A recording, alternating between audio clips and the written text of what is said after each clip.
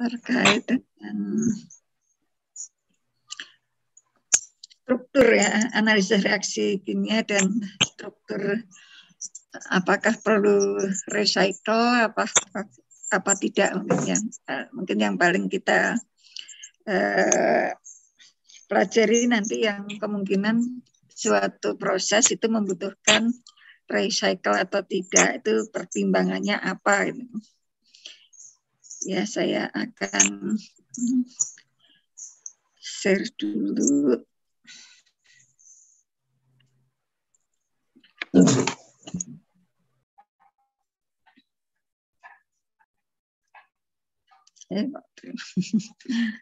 Paling ujung tadi. Ini, kelihatannya salah saya. Saya harusnya, ini baru pertemuan kelima ya. Saya kelima saya kelima.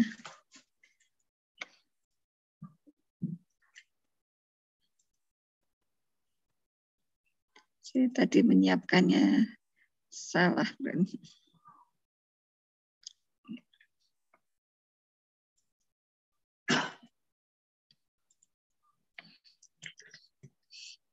Ya, kita akan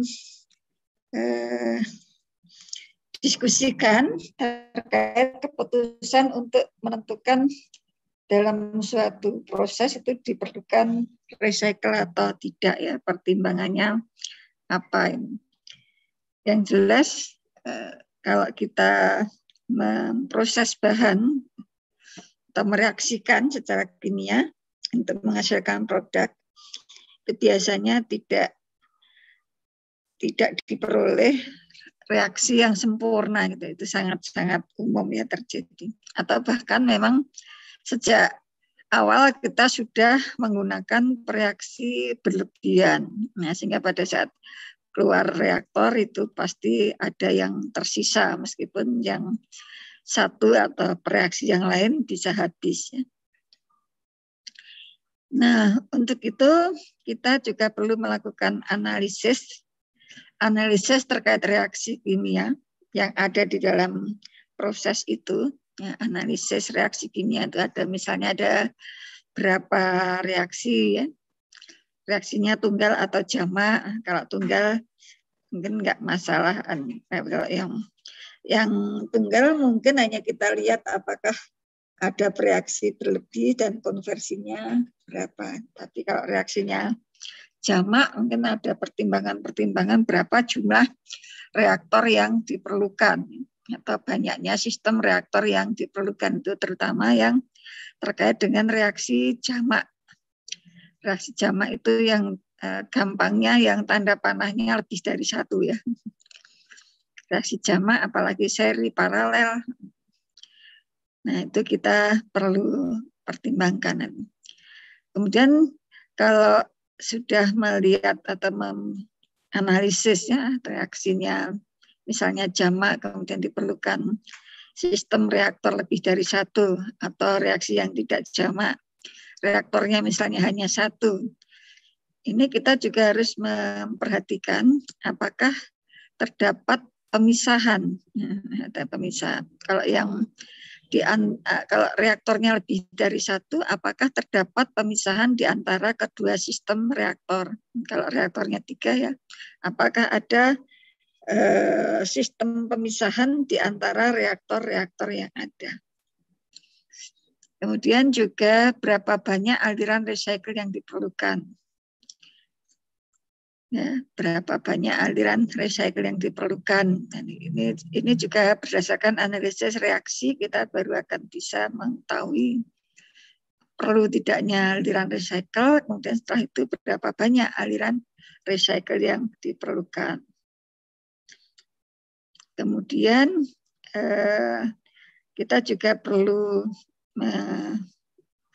menanyakan kepada kita sendiri ya, apakah kita menggunakan salah satu reaksi berlebihan ya, pada umpan reaktor atau pada masukan reaktor. Nah, kemudian ini yang nomor 4 ini. Apakah memerlukan kompresor gas? Nah, ini yang perlu kita ingat ya, kompresor atau kalau kita akan mengalirkan gas, kan beda dengan mengalirkan cairannya. Mengalirkan cairan misalnya dengan beda elevasi sudah bisa mengalir ya. Nah, atau apa? Dengan pompa ya, kalau elevasinya lebih tinggi gitu ya, yang dituju, atau sebenarnya tidak lebih tinggi tetapi headnya yang membutuhkan daya untuk mengalirkan, nah maka dialirkannya dengan pompa ya. Nah ini juga kalau pompa relatif biayanya tidak mahal ya, tapi kalau kita harus menggunakan kompresor, gas tidak bisa dipompa ya dengan kompresor. Itu harganya jauh lebih tinggi daripada kalau kita mengalirkan cairan. Kompresor itu harganya berlipat-lipat ya dibandingkan harga pompa. Jadi kalau mau merecycle gas itu perlu ada pertimbangan-pertimbangan kenapa gas itu harus di-recycle. Kemudian ini juga ada pertimbangan, haruskah reaktor dioperasikan secara adiabatis? Adiabatis artinya tidak ada panas yang disuplai atau yang ditransfer keluar dari sistem reaktor, atau menggunakan pemanasan. Ya, dengan pemanasan dan pendinginan ini berarti non adiabatis ya. Atau memerlukan alat penukar panas. Karena dengan tambahan alat penukar panas, kalau misalnya alatnya ditaruh di luar reaktor, nah itu seolah-olah nanti kan ada recycle-nya. Jadi alirannya dikeluarkan dari reaktor untuk keperluan pemanasan atau pendinginan. Atau pemanasan secara langsung ya tidak dikeluarkan, tapi ditambah jaket atau reaktornya dilingkupi dengan jaket pemanas atau pendingin atau dengan koil, sehingga alirannya tidak perlu keluar, atau perlu alat penukar panas yang berada di luar reaktor. Nah ini saya kira tergantung pada panas yang harus dipindahkan. Kemudian apakah kita ingin meningkatkan konversi kesetimbangan? Nah kalau memang ditingkatkan bagaimana caranya, sehingga kita perlu melihat, mempelajari karakteristik reaksi atau dari analisis reaksi kimia yang terdapat pada proses tersebut. Ya, kemudian bagaimana biaya reaktor ini mempengaruhi potensi ekonomi. Nah, karena reaktor itu kan dapat dikatakan merupakan jantungnya proses kimia.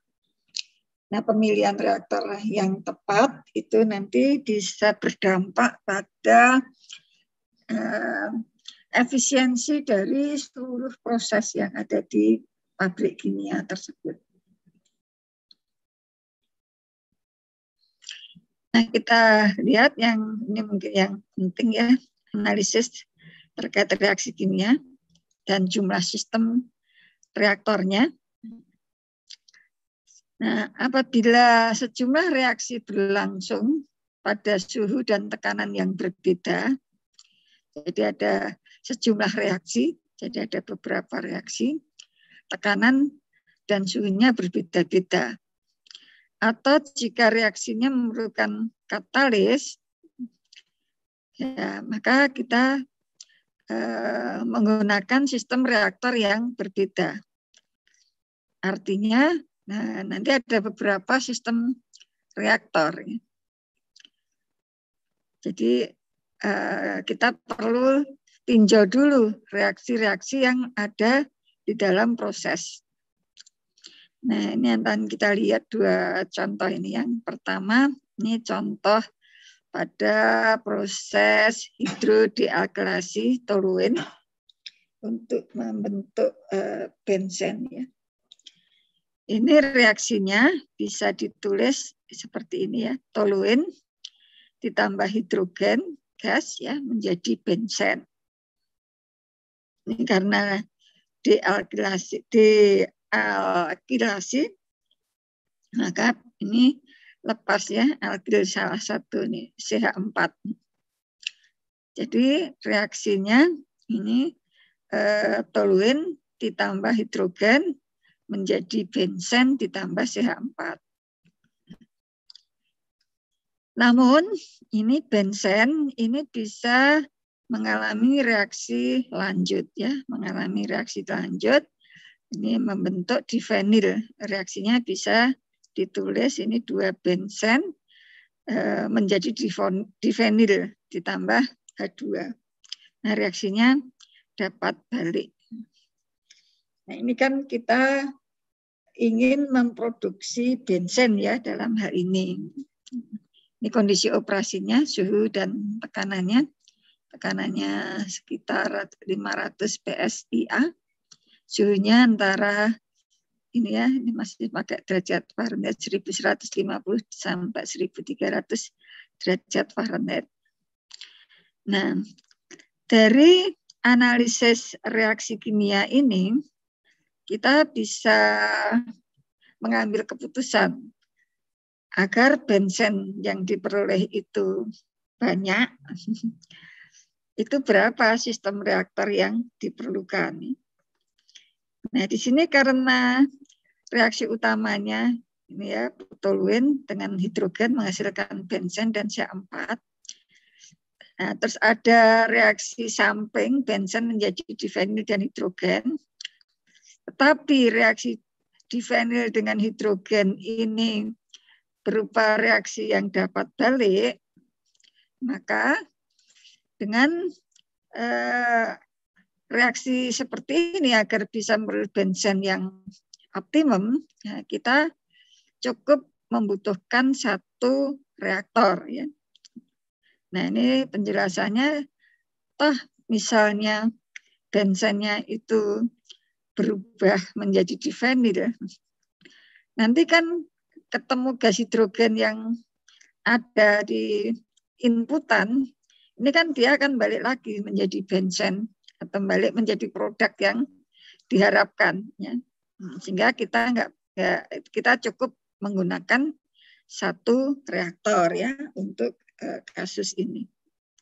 Ya karena sehingga mungkin pada saat kita melakukan perhitungan bisa kita ambil keputusan untuk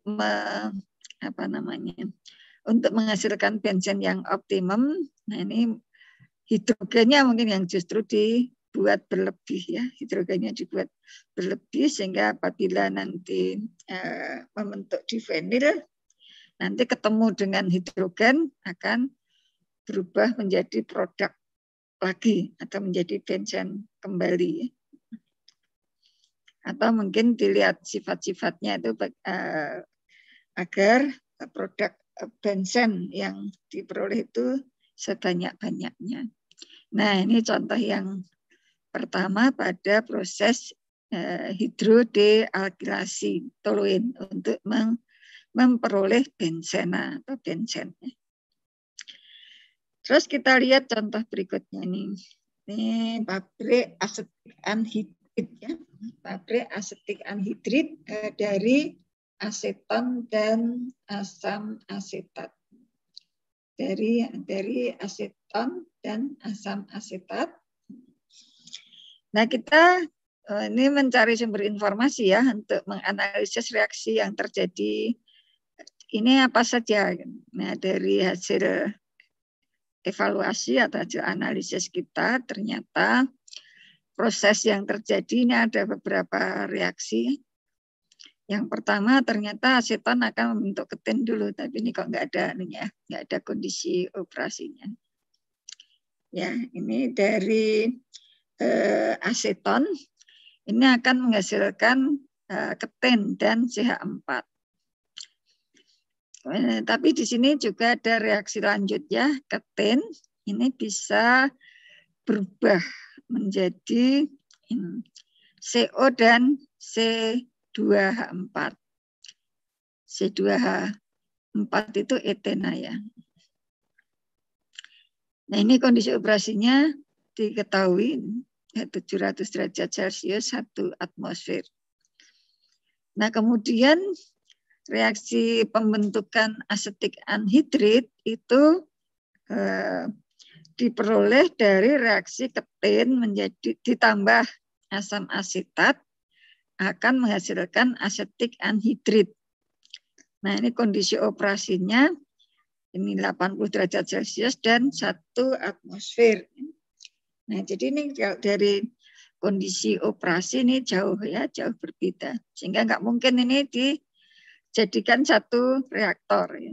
Jadi kita nggak mungkin untuk kasus seperti ini hanya memerlukan satu reaktor. Ya. Kecuali mungkin nanti saudara melakukan penelitian, nanti bisa terjadi proses secara langsung aseton menjadi asetik anhidrit tanpa melalui tahap ini ya. Siapa tahu nanti misalnya menemukan katalisator tertentu sehingga bisa memangkas ini ya.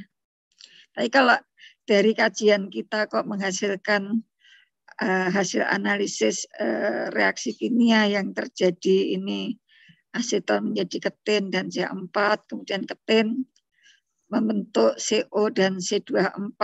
Setelah itu baru ketin dan asam asetat menghasilkan asetik anhidrit. Ya, jadi ini nggak mungkin kalau hanya menggunakan satu reaktor. Nah, ini dari kondisi operasinya jauh ya berbeda. Ini 700, ini 80. Nah, sehingga kita bisa mengatur sistem reaktornya. Ini 2 buah, reaktor 1 dan reaktor 2. Nah, ini di reaktor 1 yang beroperasi pada suhu 700 derajat Celcius dan 1 atmosfer, ini umpannya adalah aseton. Ya. Kita beri umpan aseton. Nah, kemudian dari reaktor 1 itu nanti akan diperoleh produk. Nah, tentu saja ini campuran ya. Campuran ada ketin, kemudian ada CH4 dan kemungkinan ada CO ya. CO dan C2H4. Jadi yang keluar dari reaktor 1, nah ini 1, 2, 3, 4. Ya, kemudian baru masuk ke reaktor 2. Reaktor 2. Nah, ini kita beri umpan asam asetat segar ya. Asam asetat masuk sehingga nanti akan menghasilkan produk asetik anhidrit ya. Nah, tentu saja yang keluar dari reaktor ini, reaktor 2 bisa jadi campuran bermacam-macam. Nah, sebenarnya kalian bisa juga menganalisis ini, apakah antara reaktor 1 dan reaktor 2 ini sebaiknya ada pemurnian dulu atau tidak, atau langsung masuk ke reaktor 2. Ini bisa saudara dari sifat-sifat fisika dan kimia, spesies yang keluar dari reaktor 1, ya, ini ada aseton, ketin, CH4, kemudian CO dan C2H4. Harapannya yang masuk ke reaktor 2 ini kalau hanya ketin saja, ini kan bisa lebih efektif kan. Jadi di reaktor ini hanya mengolah bahan yang sesuai dengan reaksi kimia yang ini ketin plus asam asetat. Jadi dari informasi ini saudara bisa kembangkan ya, dipikir-pikir lagi ini. Apakah menguntungkan kalau ini di antara reaktor 1 dan reaktor 2 ini ada proses pemisahan. Jadi nanti aseton itu recycle-nya dari alat pemisah di sini. Ya, ini kalau nggak salah dulu pernah untuk soal, jadi dari cerita ini terus dikembangkan jadi soal latihan atau soal ujian, nanti saudara bisa juga. Nah, bagaimana untuk mengambil keputusan ya dilihat dari sifat fisika dan sifat kimia spesies tadi. Nah, kalau secara mungkin kalian juga hafal ya, kalau CO itu pasti gas gitu ya. Biasanya berdasarkan untuk yat-yat volatil seperti ini, biasanya ditinjau berdasarkan titik didihnya. Dan sifat-sifatnya apakah kalau semua campuran ini masuk ke reaktor 2 itu tidak ada masalah, atau misalnya terus menimbulkan reaksi yang lain yang tidak dikehendaki, atau kalau misalnya ini menggunakan katalisator, apakah ada bahan yang menjadi racun bagi katalisator, itu menjadi pertimbangan ya, untuk menjadi pertimbangan. Ya nanti bisa dievaluasi lebih lanjut, tapi untuk menghasilkan keputusan yang tepat ya nanti butuh informasi sebanyak-banyaknya terkait dengan sifat fisika, sifat kimia, kemudian dampak kalau dia masuk ke reaktor 2 ini prosesnya seperti apa, menggunakan katalisator apa, ya, sehingga nanti bisa diambil keputusan apakah sebaiknya si campuran dari reaktor 1 ini dipisahkan dulu atau tidak. Atau mungkin saudara sudah bisa memiliki ide ini sebaiknya dipisahkan dulu atau tidak. Kalau di sini suhunya 700, di sini 80. Apakah perlu dipisahkan dulu atau tidak? Ada yang punya ide?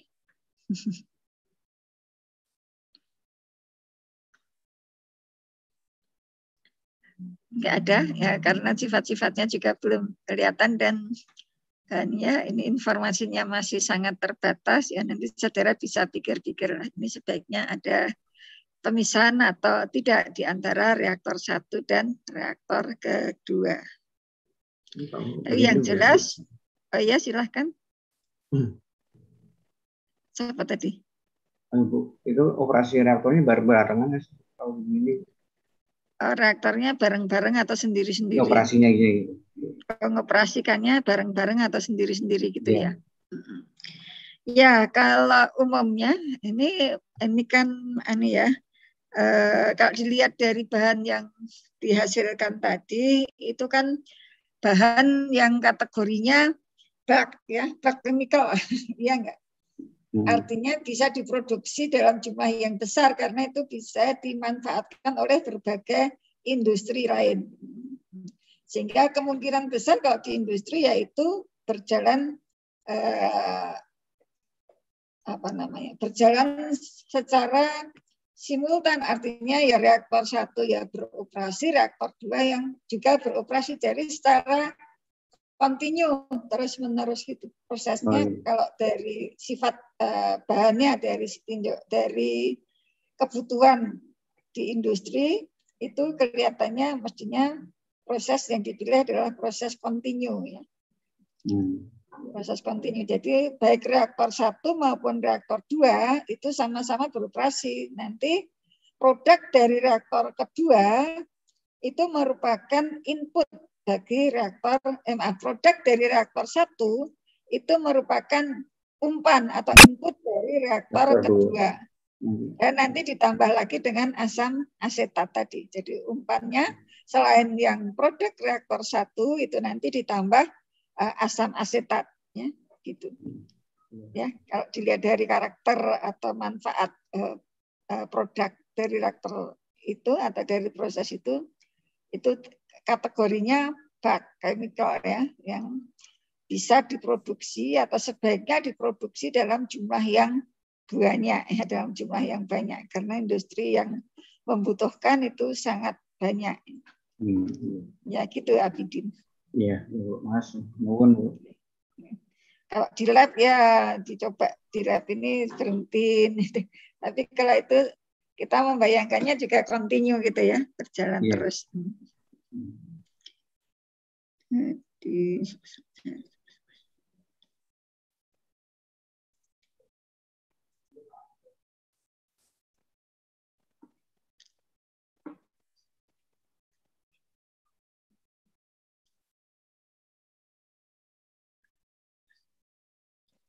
Ya, ini intinya ya jadi umpan aseton itu masuk terus dan kita memikirkannya ini sudah stide ya.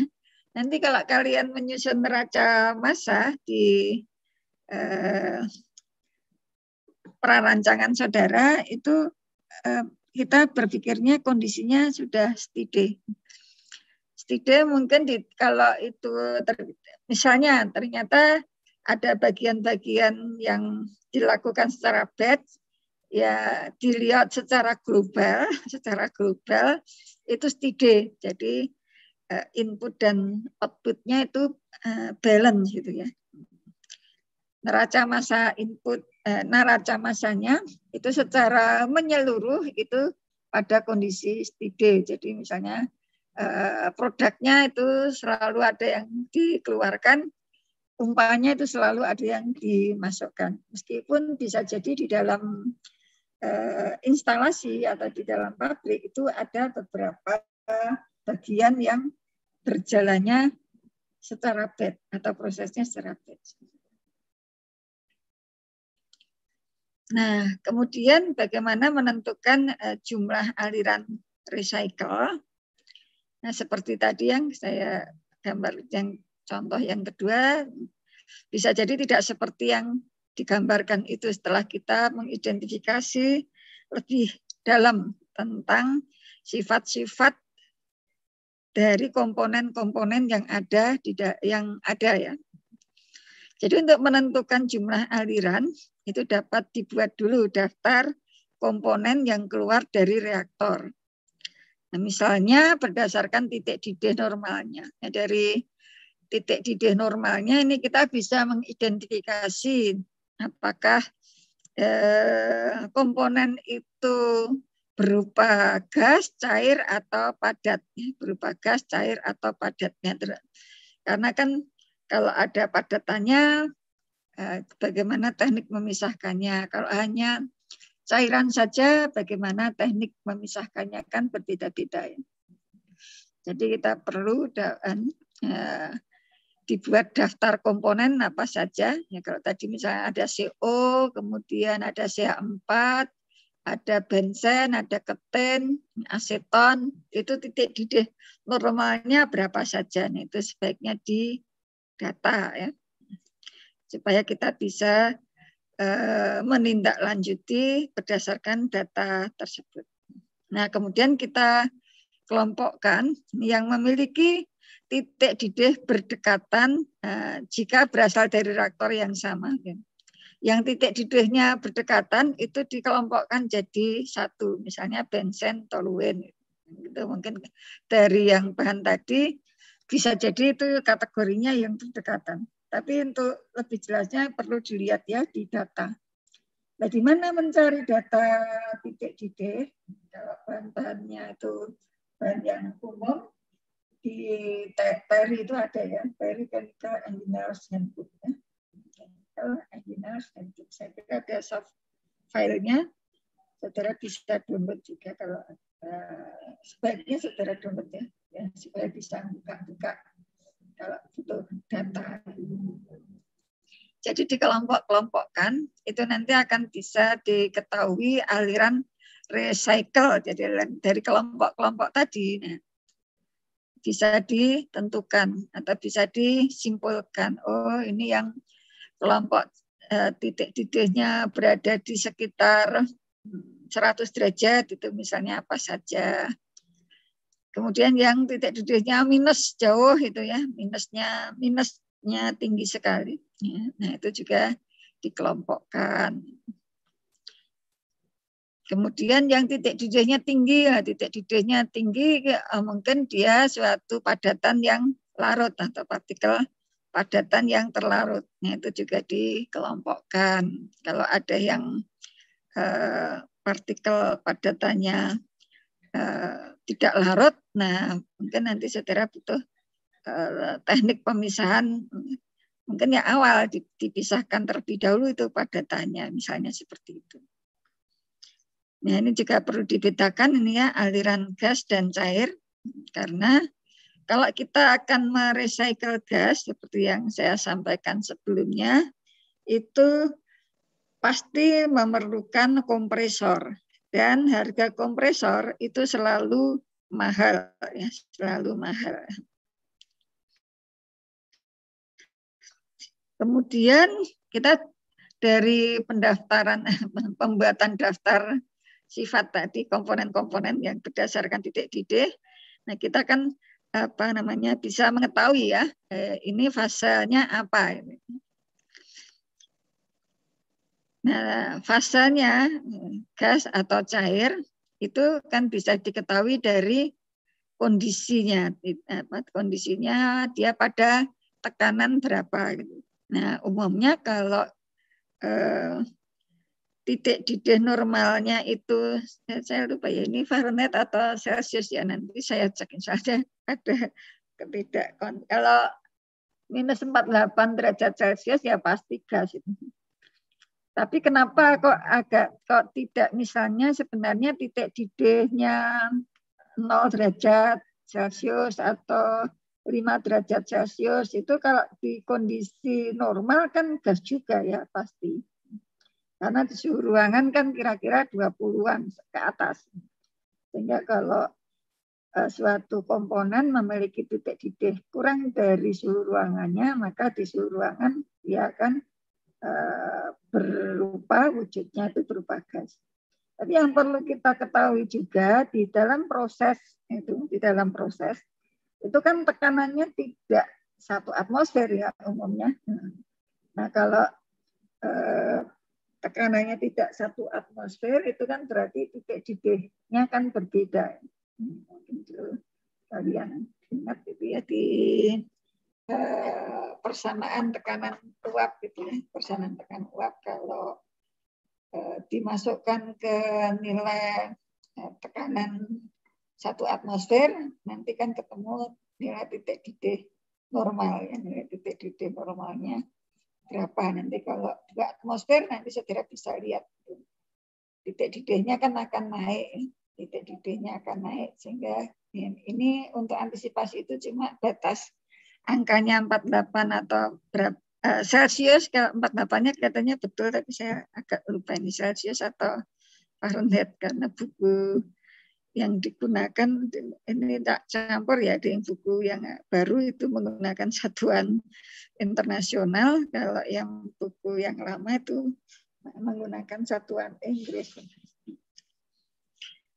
Kemudian ya tadi aliran recycle, kalau cairan itu hanya memerlukan pompa. Biasanya dalam perhitungan awal untuk menentukan harga itu karena harga pompa itu nilainya sangat kecil dibandingkan yang lain, termasuk kompresor. Kompresor itu mungkin harganya untuk HP yang sama bisa 10 kalinya harga pompa ya.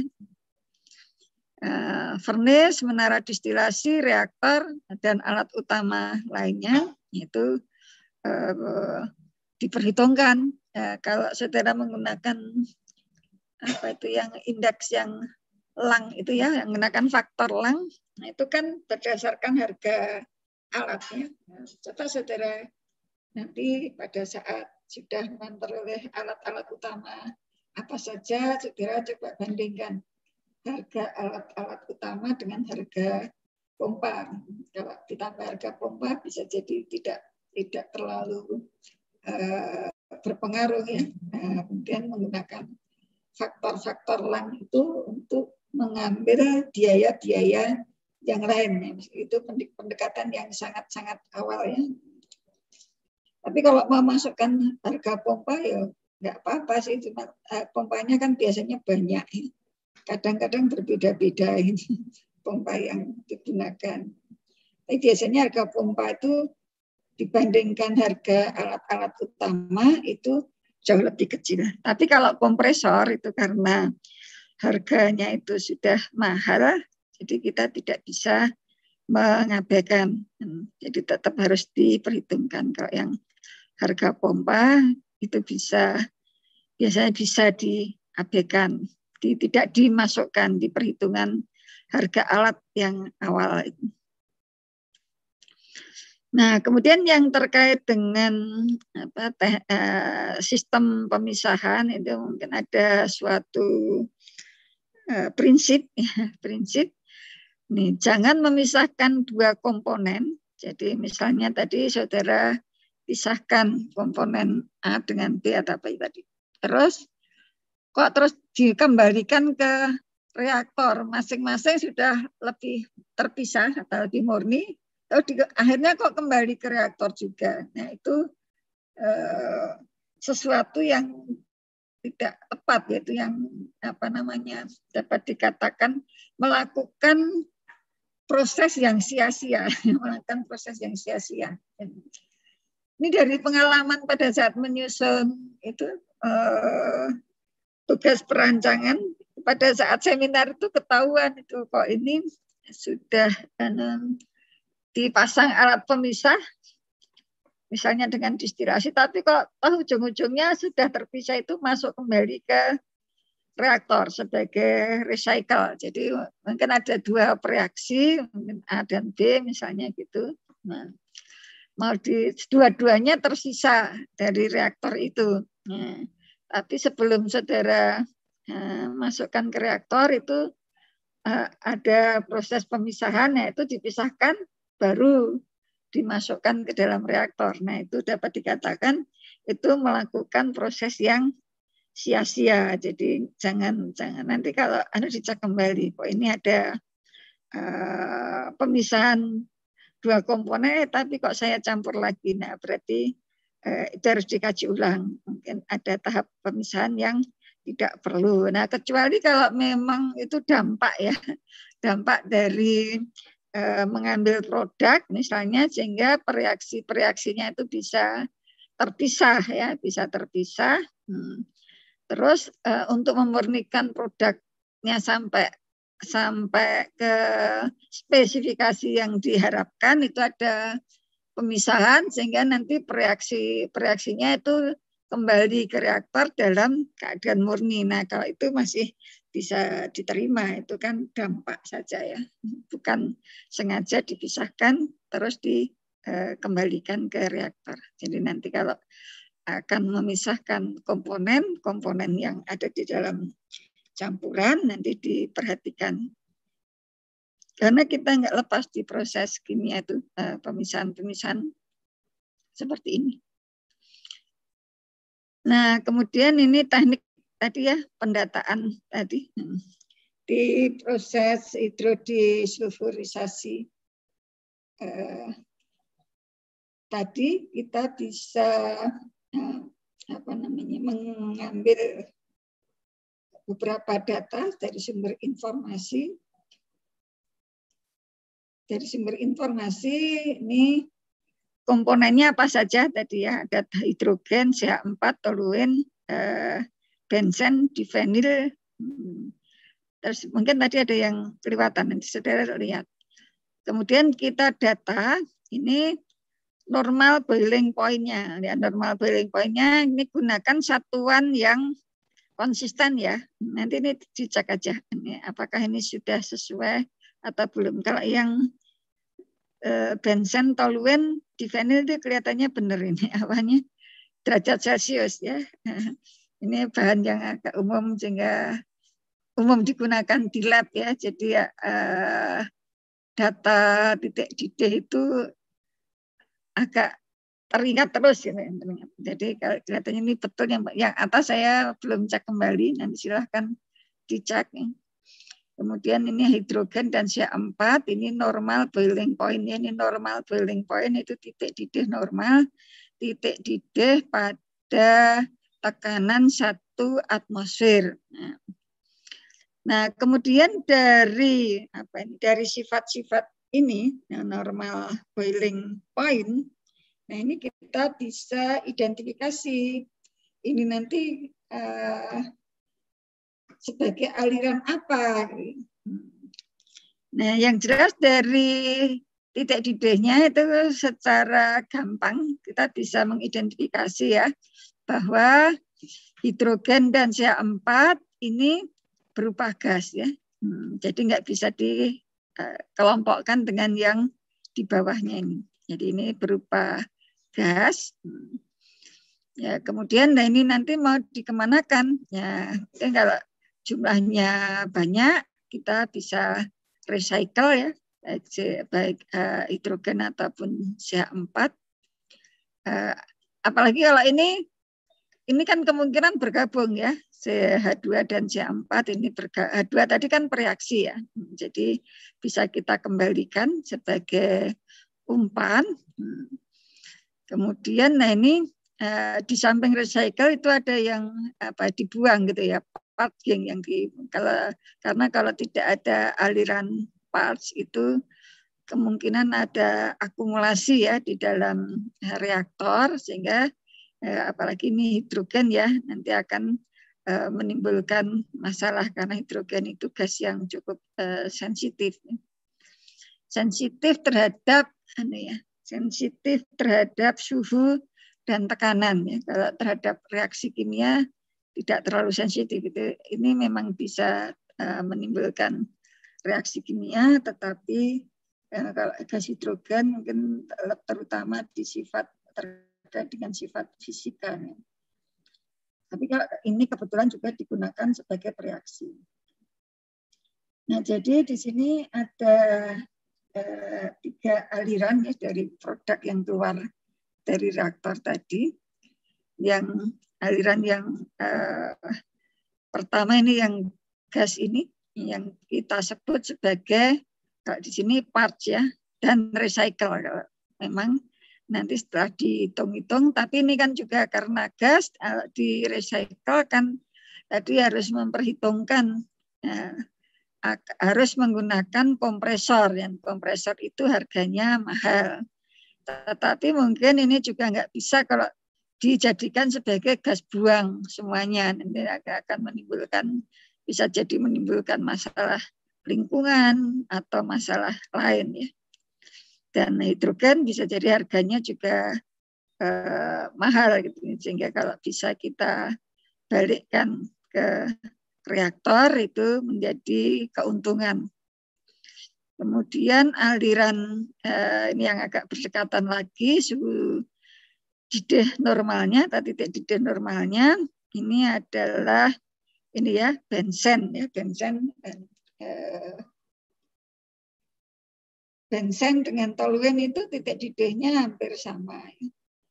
Hampir sama meskipun ini selisihnya masih masih berapa ini 21. Cuma yang kita perlu lihat ini kan produk yang diharapkan kan benzen. Meskipun benzen dan toluen ini mungkin pada saat keluar reaktor itu bisa menjadi satu kelompok. Nah, itu bisa jadi nanti akan menguntungkan kalau itu dipisahkan ya, sekaligus nanti akan sekaligus akan memurnikan benzennya sehingga memenuhi spesifikasi seperti yang diharapkan.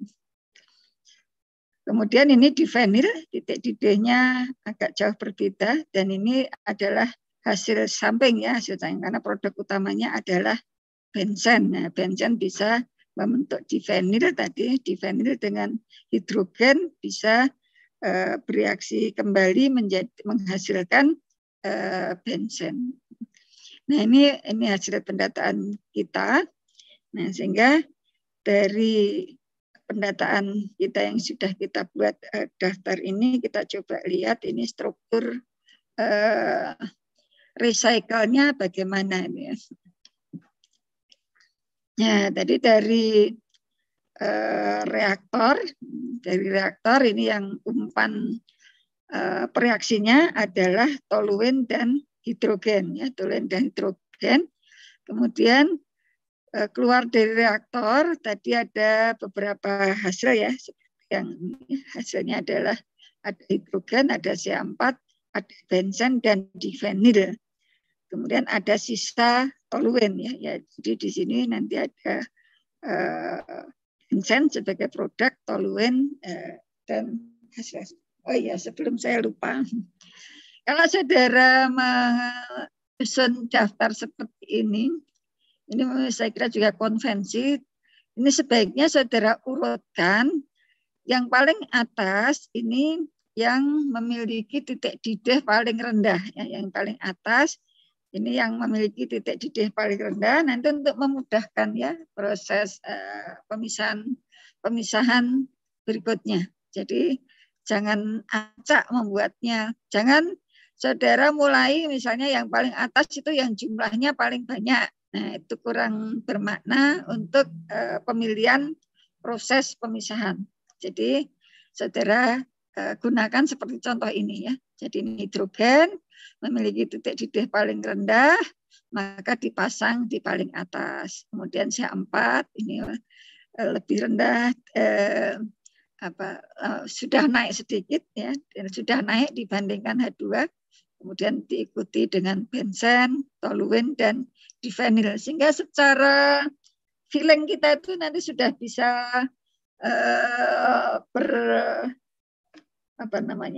berpikir atau bisa mengambil keputusan, oh ini titik didihnya bedanya jauh sekali seperti ini, maka saya bisa memilih alat pemisah.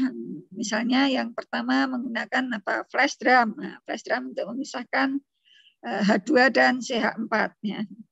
Baru benzen dan toluene ini bisa dipisahkan dengan cara distilasi. Nah, ini ada kemungkinan apakah toluennya diikutkan ke dibenil, apakah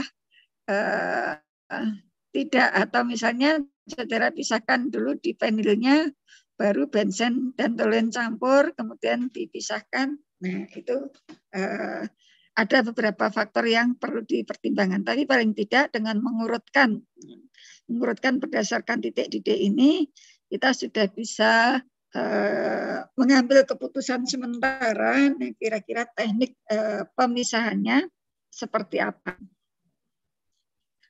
Nah, jadi ini sudah ada ya. Ternyata kalau menurut struktur ini dalam proses hidrodealkilasi toluene ini dari reaktor ini umpan masuk hidrogen dan toluene, yang keluar tadi ada 5 ya, ada 5 kalau nggak salah tadi ada 5, H2 kemudian CH4, benzen, toluene, dan divinil ya ada 5. Nah kemudian dari sini dari reaktor, karena benzen yang akan diambil, maka bisa kita masukkan ke alat pemisah. Alat pemisah ini bisa juga alat pemisahnya tidak satu ya. Misalnya saudara pasang dulu, tapi tergantung jumlah dan kondisi tadi titik didih masing-masing. Apakah separator ini menjadi, ini gambarnya kan dijadikan satu kesatuan.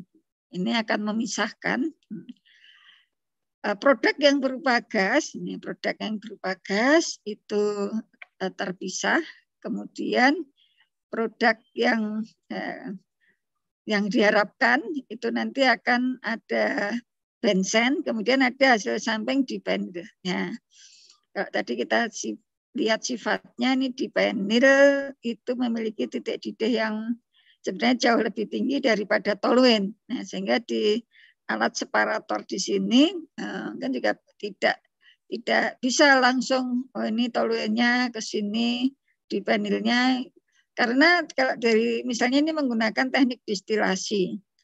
Nah, si toluen itu kan titik didihnya ada di antara dibenil dan benzen. Nah, sehingga kita tidak mungkin ya ini secara langsung itu toluennya bisa terpisah ya.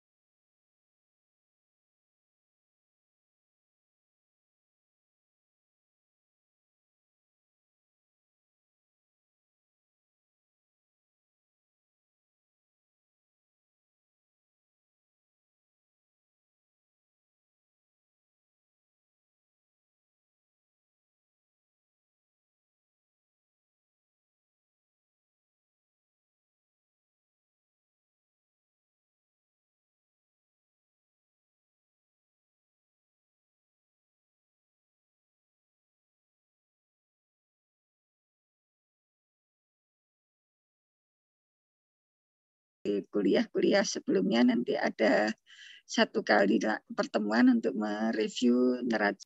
Direview barangkali udah banyak yang lupa karena dulu kuliahnya di semester 2 ya. Nah ini berarti kalau kita mengalirkan recycle gas itu harus ada kompresor, dan kompresor tidak bisa diabaikan ya harganya, karena harganya relatif mahal. Itu. Kemudian ada toluene yang di recycle. Nanti toluene ketemu dengan hidrogen akan bereaksi menghasilkan benzen ya, meskipun ada hasil samping ya, ada CH4, ada produk lainnya CH4 dan si benzen itu bisa berubah menjadi dipenyl, bergabung ya menjadi dipenyl. Ini saudara juga bisa analisis ya, dilihat dari harganya bagaimana, misalnya ada pemurnian ini dipenyl menghasilkan produk yang layak dijual ya. Tapi kalau di proses ini harga yang paling tinggi mestinya di benzen ya. Nah ini contoh tadi yang kasus yang contoh yang kedua tadi ya, penyusunan pada saat kita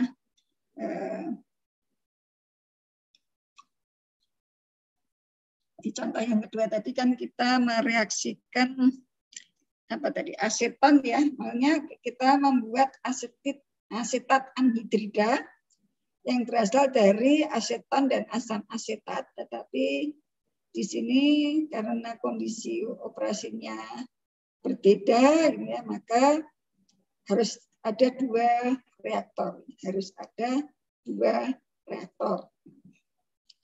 Dan kalau kita lihat setelah di reaktor yang kedua, ini kemungkinan komponen yang ada, nah ini kemungkinan produk yang ada atau komponen yang ada itu ada CO, CH4, C2H4, keten, aseton, asam asetat, dan asetat anhidrid atau asetik anhidrid. Produk utamanya adalah ini ya, asetik anhidrid. Sementara reaksinya adalah aseton dan asam asetat ya, meskipun di asam asetat tadi diumpankan di reaktor yang kedua. Terus kita identifikasi sifat fisiknya, ini titik didihnya. Ya. Ini sudah disusun secara urut berdasarkan titik didih yang paling atas itu yang titik didihnya paling rendah, urut begitu ya. Kemudian kita beri tanda ini mana produk utama. Jadi asetik anhidrid adalah produk utama. Kemudian kemudian kita lihat ini masing-masing ya, CO ini nanti masuk kemana itu, kemudian CH4 ini ceritanya mau dimasukkan ke ini, mau dimanfaatkan ini sebagai bahan bakar. Ya kita bisa juga mengidentifikasi dari nilai panasnya ya, nah, sehingga nanti kita bisa beri kode sesuai juga. Ini kan tahu-tahu ini diharapkan kalian udah hafal. Oh, kalau ini bisa dimanfaatkan sebagai bahan bakar, bisa ditulis tambah, ditambah kolom misalnya nilai panasnya. Tapi misalnya ada produk atau yang nilai panasnya tinggi, tapi kalau itu akan dijual ya jangan dibakar gitu ya. Jangan dimasukkan ke sistem bahan bakar. Nah, kemudian kita identifikasi ini ada CH4 tadi adalah hasil samping yang akan dimasukkan sebagai mungkin bisa dimasukkan ke bahan bakar. Kemudian ini yang kedua ini C2H4, ini juga hasil samping. Nanti kita lihat ini kenapa dia akan kok diberi kode sebagai reaktan. Ini kan sebenarnya produk dari ini ya, sebentar.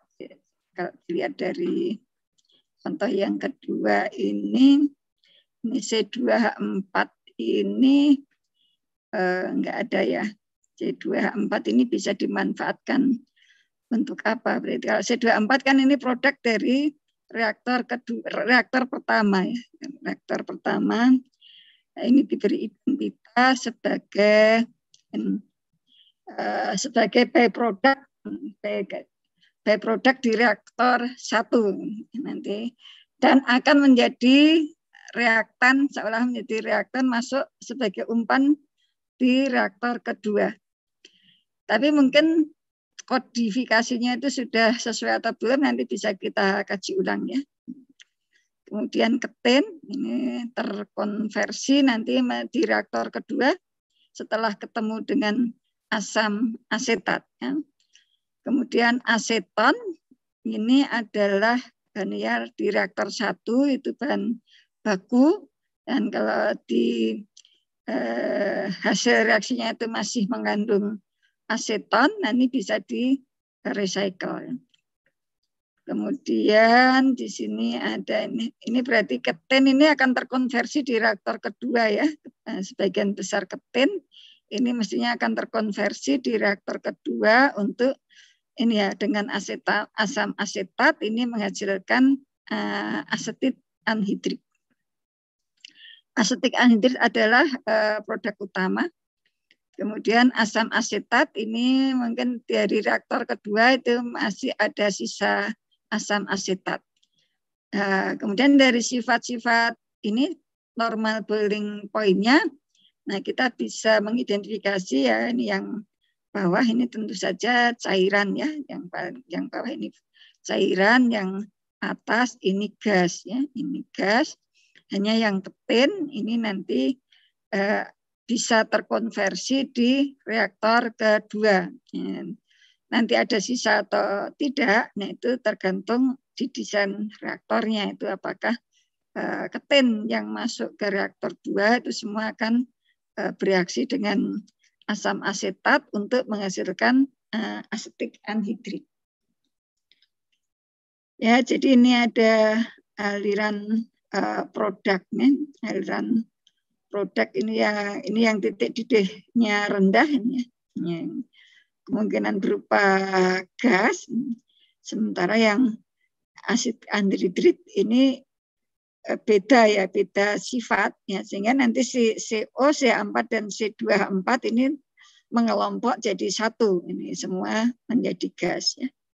Sedangkan asetik anhidrit, nah ini titik didih normalnya 139, jadi ini nggak mungkin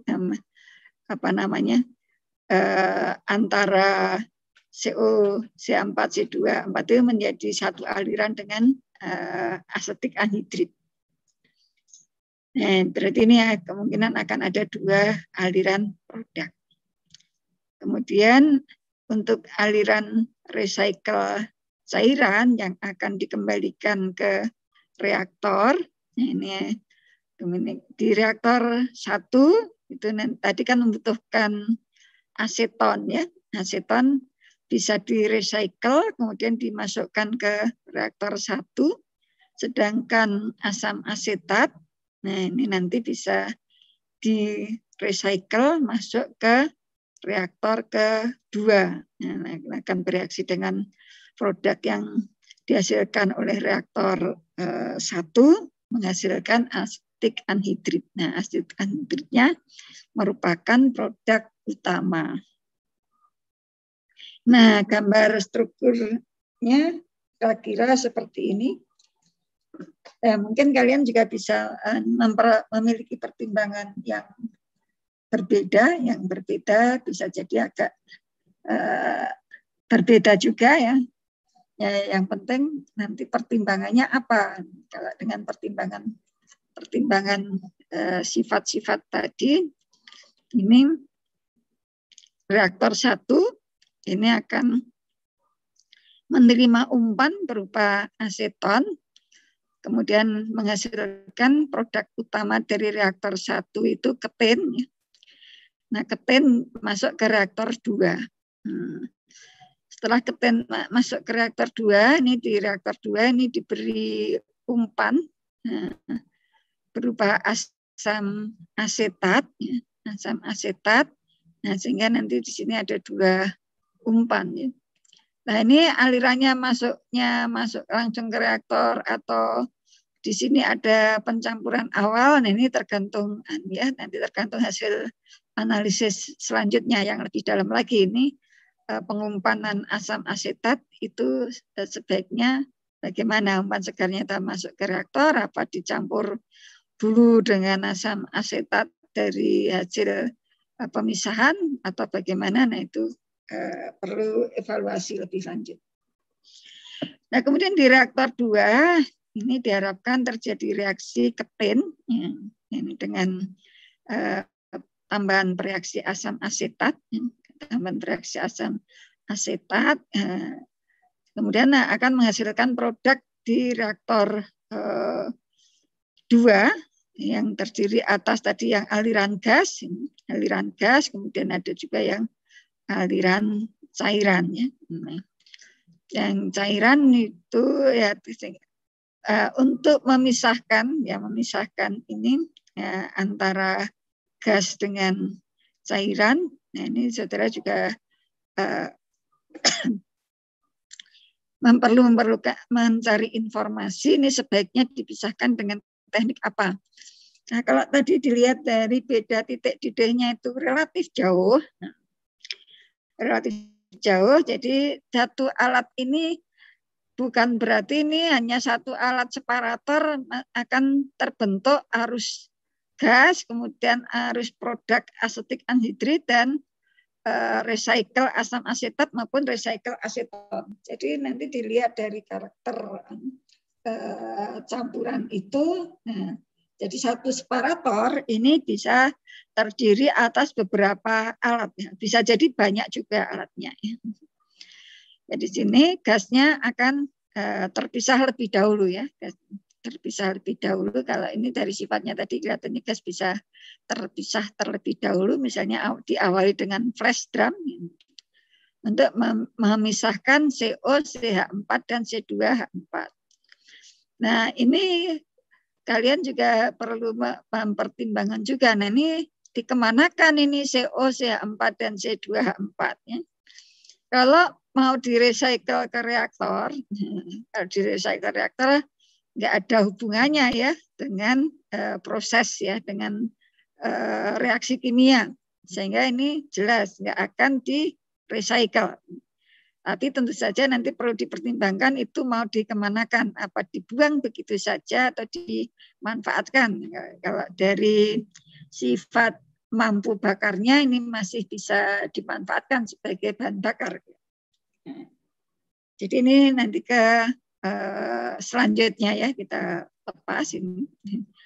Kemudian nah ini untuk memisahkan asam asetat, aseton dan asetik anhidrit ya itu juga bisa kita lihat dari sini ya. Ini kan ada aseton, asam asetat dan asetik anhidrit. Nah, ini bisa kita lihat beda titik didihnya cukup memadai kalau kelihatannya ini sangat mungkin dipisahkan dengan cara distilasi ya, distilasi.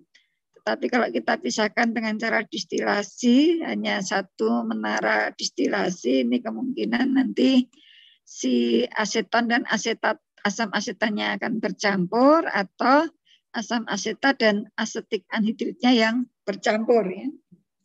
Nah itu kita perlu pertimbangkan baik di samping menggunakan informasi normal boiling point, ini juga perlu dilihat berapa sih jumlahnya atau berapa sih atau bagaimana komposisinya ya, bagaimana komposisinya nanti kalau kita sudah ketahui ini jumlahnya berapa, komposisinya bagaimana dengan tambahan pertimbangan titik didih ini nanti bisa kita putuskan pemisahan masing-masing itu sebaiknya menggunakan apa? Distilasi ya, distilasinya akan ada berapa menara distilasi. Jadi belum tentu itu satu separator itu hanya berisi alat, jadi ada beberapa alat. Dan misalnya kalau saya lihat itu kemungkinan nanti ada satu flash drum dan 2 menara distilasi paling tidak. Ya, jadi dari informasi tadi kita bisa mendapatkan kira-kira struktur recycle untuk pabrik asetik anhidrit, yang kira-kira seperti ini ya. Jadi reaktor 1, reaktor 2 nih yang membutuhkan situ. Mungkin kalian juga lihat, nah ini apakah ini ya? Apakah CH4 dan ini CO, CH4 dan C24-nya itu mau dipisahkan sebelum masuk ke reaktor 2 atau setelah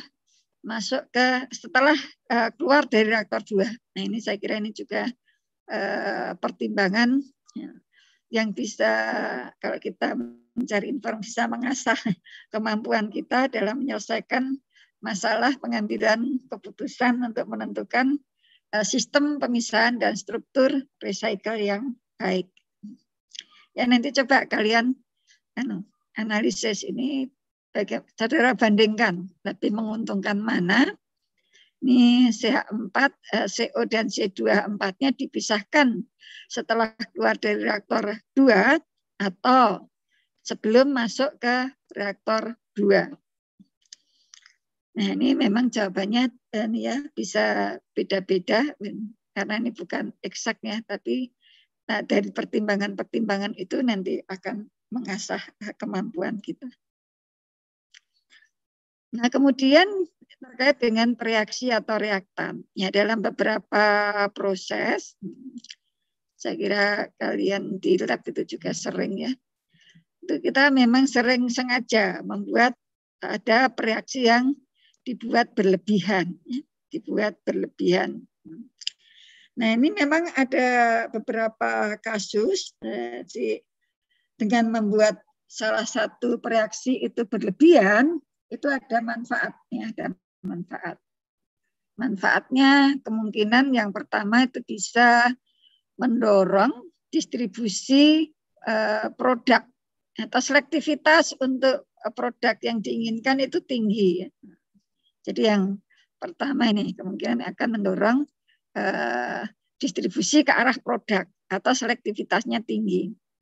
Nah, ini contohnya ini ya, untuk yang mendorong distribusi produk itu contohnya pada produksi isooctana dengan alkilasi butana. Ini isobutannya dibuat berlebihan ya. Isobutan dibuat berlebihan. Nah, jadi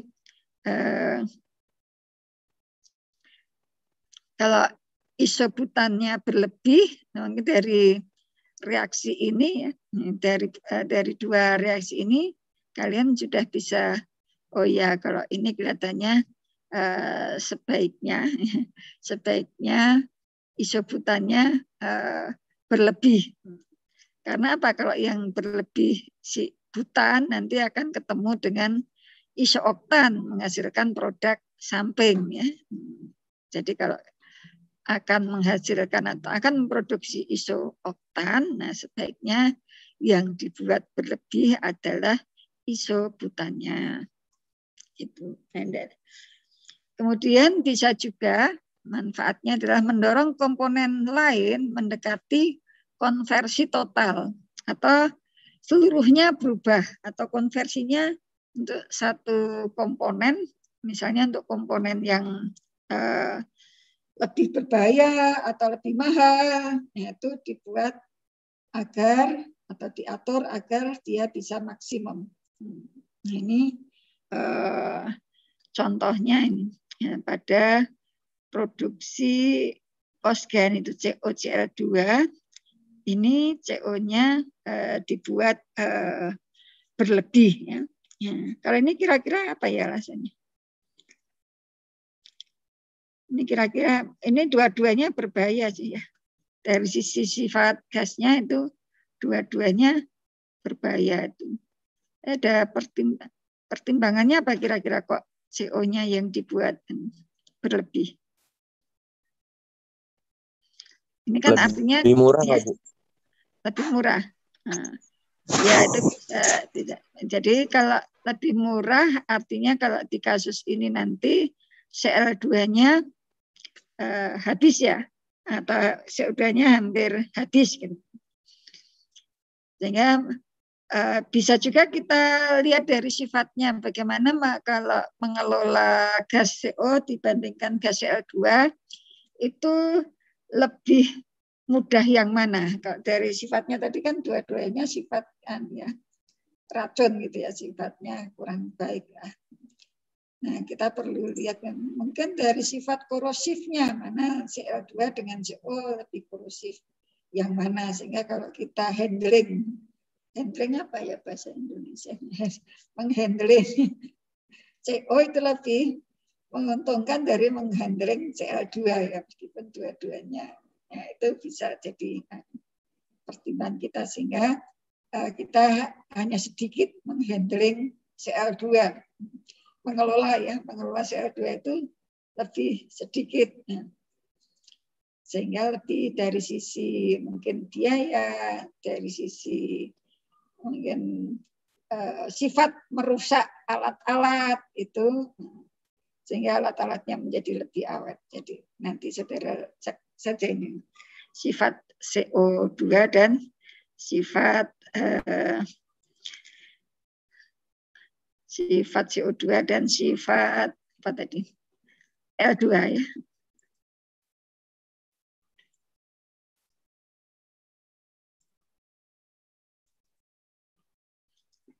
Nah, kemudian yang ketiga, ini yang berlebih, ini apa, untuk reaksi antara benzen dengan hidrogen untuk menghasilkan sikloheksana. Ya. Ini produk yang diharapkan adalah sikloheksana. Nah, ini gas, ini cair ya, tapi tergantung kondisi operasi ya. Kalau dalam kondisi normal, hidrogennya itu gas, benzennya itu cair. Nah, sehingga pada kalau memang ini fasenya cair, maka kesetimbangan hidrogen ya ini. Nah, kesetimbangan hidrogen itu yang menentukan tekanan gasnya saja ya. Sehingga untuk kasus ini yang perlu diperhatikan ini apa? Karena kan yang berpengaruh pada tetapan kesetimbangan itu hidrogen.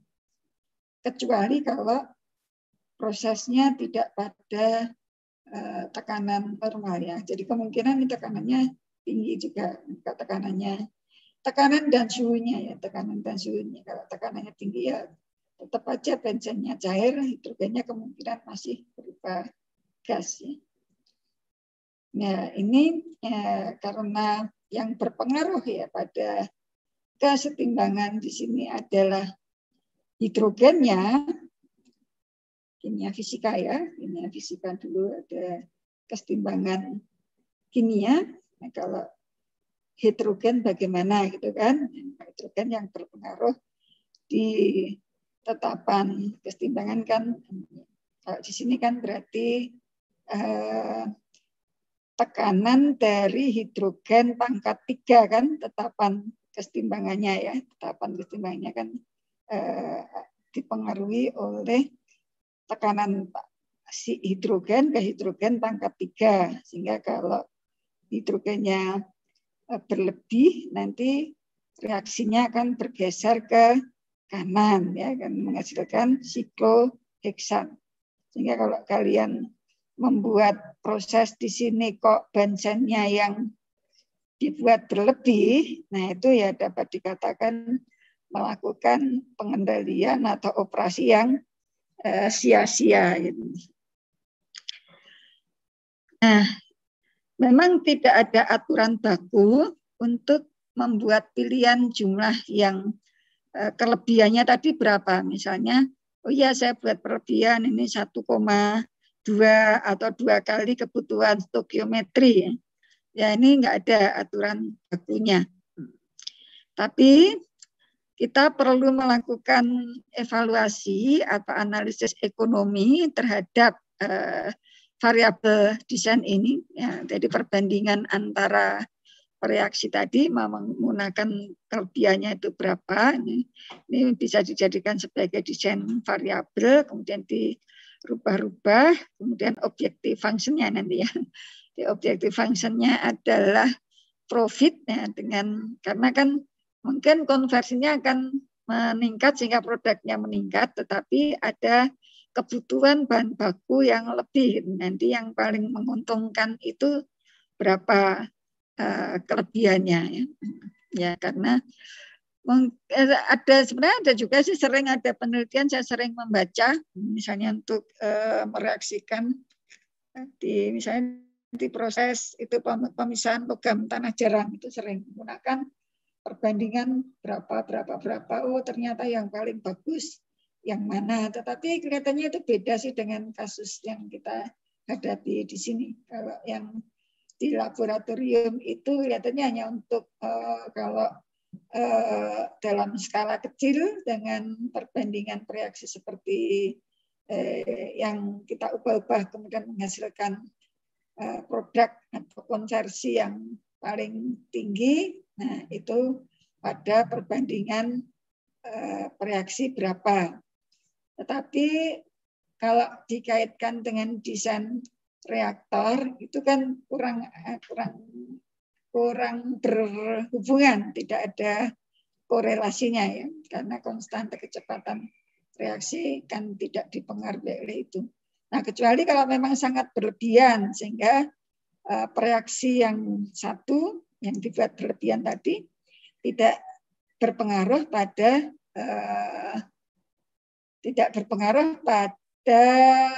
kecepatan reaksi, yaitu kan seperti orde 0, seperti seolah-olah konsentrasi salah satu reaksi yang berlebihan itu tidak mempengaruhi kecepatan reaksi, tetapi itu menjadi satu kesatuan dengan konstante kecepatan reaksi. Jadi memang sebaiknya kalau terkait dengan ekses atau kelebihan itu mau diambil berapa itu dikaitkan dengan nilai atau analisis ekonomi ya terhadap variabel desain ini. Terus seperti di kuliah analisis sistem ya, ini salah satu desain variabelnya adalah perbandingan reaksi yang karena nanti akan membutuhkan reaksi yang berbeda-beda kelebihannya sehingga nanti bisa jadi akan berpengaruh pada analisis ekonomi. Kemudian ini reaksi pembatasnya. Nah, kita tadi ada reaksi berlebih sebenarnya sudah terintegrasi di situ juga. Jadi yang satu reaksi berlebih, yang satu adalah reaksi pembatas. Nah, kalau kita tadi ada yang berlebih kan otomatis ada yang berlaku atau bertindak sebagai reaksi pembatas atau reaksi yang habis terlebih dahulu, maka kita perlu menyusun neraca massa untuk reaksi yang sebagai reaksi pembatas ya. Nah, misalnya di sini pada proses deasetilasi ya, toluen ya. Nah, misalnya ini menggunakan laju alir toluen masuk F total ini ya F ini umpan segarnya ya, tapi di sini ada toluen yang direcycle juga. Maka untuk yang misalnya ini reaksi pembatasannya kan kemungkinan toluen ya, itu karena hidrogennya berupa gas. Ya nanti kalian atau kita harus membuat neraca massa untuk reaksi yang berlaku atau berfungsi sebagai reaksi pembatas. Dan ini nanti yang terkait dengan bagaimana teknik ini menyusun neraca massa, ada recycle atau ada purge, ini insya Allah akan kita review ya, akan kita review mungkin minggu depan atau depannya lagi ya, saya lupa. Kalau mungkin saya pertimbangkan lebih baik lebih dahulu flow diagram atau review neraca massa ya. Kalau dikaitkan dengan yang di tugas PIP kelihatannya sebaiknya didahulukan yang flow diagramnya baru ke ini review neraca massa.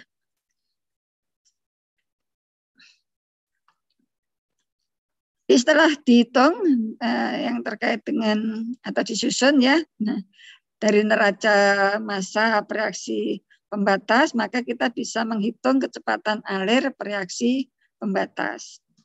Kemudian dengan menggunakan perbandingan mol pada masukan reaktor nah, untuk menghitung laju alir recycle komponen yang lain. Ya. Ini juga nanti akan kita review ya terkait dengan neraca massa ya yang ada recycle dan ada pargingnya.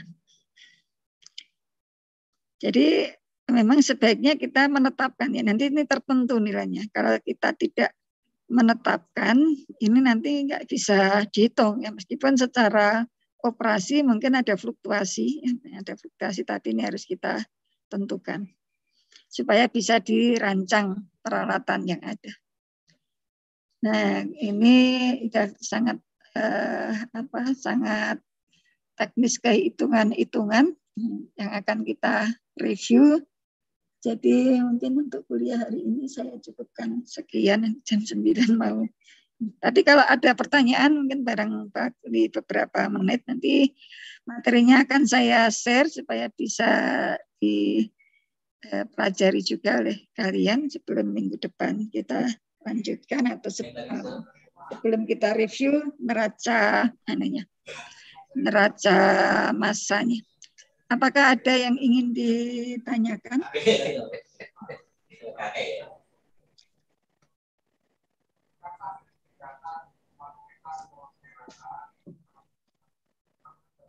Tidak ada. Ya, kalau tidak ada untuk hari ini saya cukupkan sekian ya, karena bentar lagi ikut di acara wisuda, nggak enak kalau nggak ikut. Kalau masih ada yang ditanyakan silahkan nanti ditanyakan ke Google Class juga nggak masalah atau lewat apa yang saudara anggap mudah. Terus nanti yang praktikum PIP dengan saya nanti siang ya, jam 1 mungkin karena mungkin wisuda sampai jam 10 atau jam 11 supaya tidak buru-buru amat. Ya, terima kasih atas perhatian dan kehadiran semuanya. Mudah-mudahan materi kuliah hari ini bisa dipahami dan bisa bermanfaat. Nah, insya Allah kita kuliah PIP lagi pekan depan ya. Tapi pekan depan itu kelihatannya tanggal merahnya dari hari Selasa ya. Digeser kan, Bu? Kenapa? Digeser kan?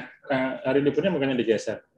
Enggak tahu ya saya cuma lihat kalender sebentar di depan mata saya. Hari Rabu. Ya, keputusannya kemarin digeser ke hari Rabu. Oh gitu ya. Kalau hari Rabu berarti nanti hari Rabu belajar mandiri. Kalau digeser hari Rabu nanti kita lihat kuliah pengganti kali ya.